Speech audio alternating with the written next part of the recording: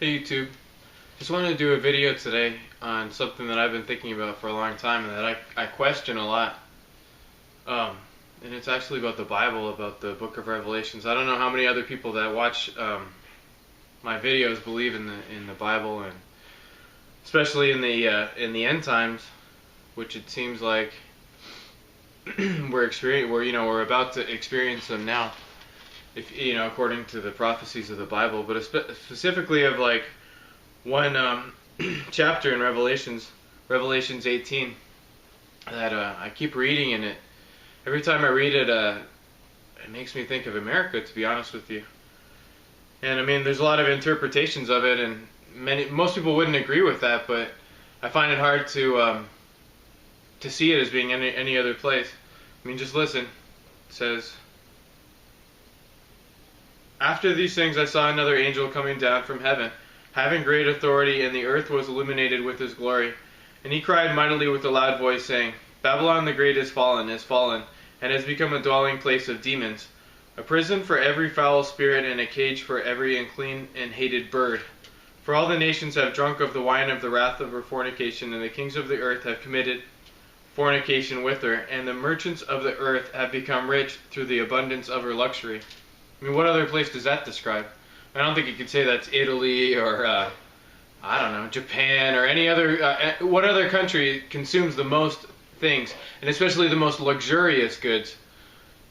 No other, here is where everything comes, all the high name fashion. I mean, of course other countries in the world consume that stuff, but not nowhere near on the scale as America.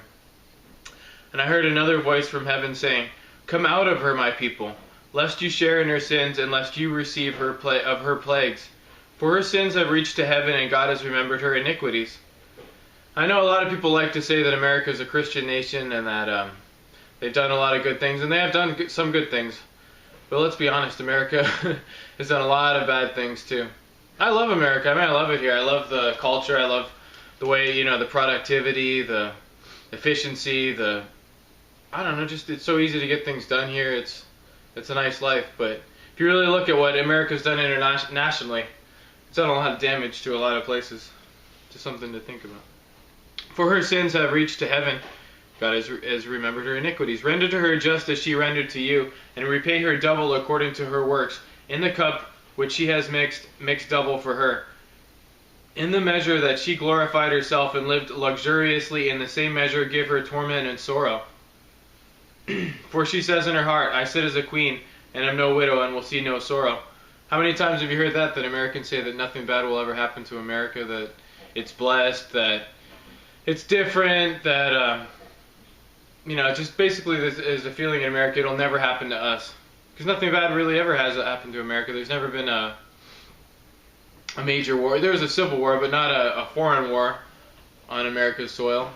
There's never been a huge famine. There was the Depression, but really, according, to international historical scale, that wasn't that bad.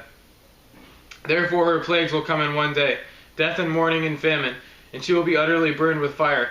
For strong is the Lord who judges her. The kings of the earth who committed fornication and lived luxuriously with her will weep and lament for her, when they see the smoke of her burning, standing at a distance for fear of her torment, saying, Alas, alas, that great city of Babylon, that mighty city, for in 1 hour your judgment has come. And the merchants of the earth will weep and mourn over her, for no one buys their merchandise anymore." Can you imagine that? That there would be like ships off of America with merchants, Chinese probably, just crying like, who are we going to sell all this junk to? Nobody else is going to buy all this junk. Who would want it, right?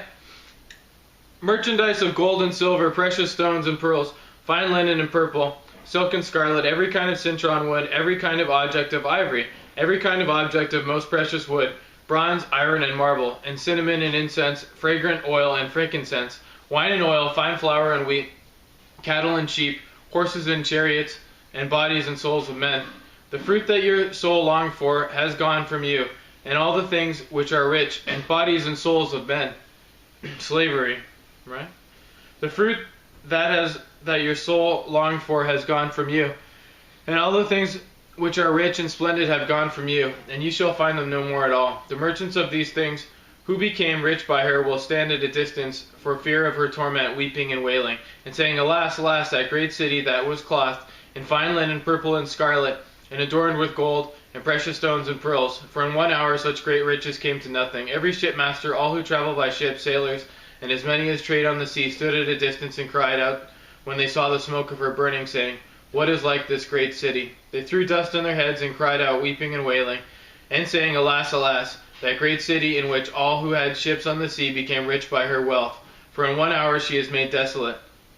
Rejoice over her, heaven, and your holy apostles and prophets, for God has avenged you on her. Then a mighty angel took up a stone like a great millstone and threw it into the sea, saying, Thus with violence the great city of Babylon shall be thrown down, and shall not be found any more. The sound of harpists, musicians, flutists, and trumpeters shall not be heard in you any more. No craftsman of any craft shall be found in you any more, and the sound of a millstone shall not be heard in you any more. The light of a lamp shall not shine in you any more, and the voice of the bridegroom and bride shall not be heard in you any more. For your merchants were the great men of the earth, for by your sorcery all the nations were deceived, and in her was found the blood of prophets and saints of all who were slain on the earth. I don't know. To me that sounds like, I can't think of any other country that could be besides America. And I don't know. I'm not an expert. I'm just a layman, someone who enjoys reading the Bible, and I don't read it all the time. And I don't know everything.